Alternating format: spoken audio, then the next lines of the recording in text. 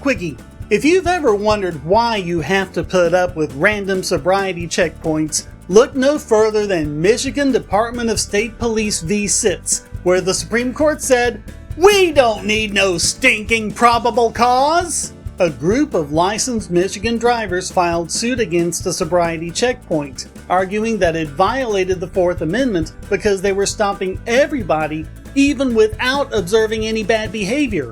The Supreme Court did find that stopping a vehicle constitutes a seizure under the Fourth Amendment, but they needed to figure out how it was reasonable, which they did, 6-3. Previously, they had found that officers could only stop a car based on specific articulable facts. But the District Court and the Court of Appeals affirmed it was a Fourth Amendment violation, and also that these checkpoints, sorry to say it, just aren't effective at stopping drunk drivers.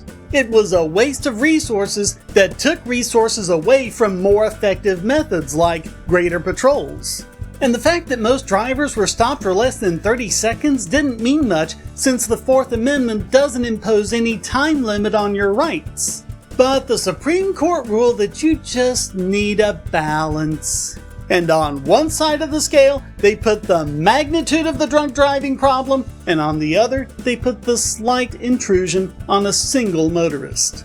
And it didn't really matter that sobriety checks were ineffective. Don't be silly. Rehnquist, writing for the majority, wrote, "For purposes of Fourth Amendment analysis, the choice among such reasonable alternatives remains with the governmental officials who have a unique understanding of and a responsibility for limited public resources, including a finite number of police officers." Yeah, just take their word for it. William J. Brennan dissented, writing, "The opinion reads as if the minimal nature of the seizure ends rather than begins the inquiry into reasonableness. Once the court establishes that the seizure is slight, it asserts without explanation that the balance weighs in favor of the state program.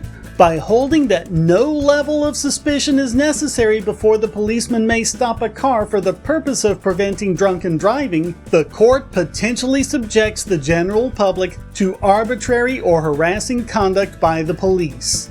I would have hoped that before taking such a step, the court would carefully explain how such a plan fits in with our constitutional framework." He sounds like one of them radicals. He also wrote, "In the face of the momentary evil of drunken driving, the court today abdicates its role as the protector of that fundamental right." John Paul Stevens was even more scathing, confirming what the majority denied, that the government's own statistics show that the stops either had an infinitesimal effect on traffic safety or were a net negative. He wrote, "The court's analysis of this issue resembles a business decision that measures profits by counting gross receipts and ignoring expenses. There is also a significant difference between the kind of discretion that the officer exercises after the stop is made. A check for a driver's license or for identification papers at an immigration checkpoint is far more easily standardized than is a search for evidence of intoxication. These fears are not, as the court would have it, solely the lot of the guilty. Being stopped by the police is distressing even when it should not be terrifying. And what begins mildly may by happenstance turn severe." And he also wrote, "Sobriety checkpoints are elaborate and disquieting publicity stunts." I miss that guy.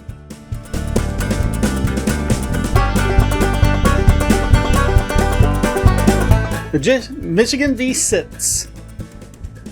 Not magician, that would be a completely different case. Specific articulable blah blah blah. Rehnquist, writing for the majority. Rehnquist, writing for the majority. Identification papers and an immigration check.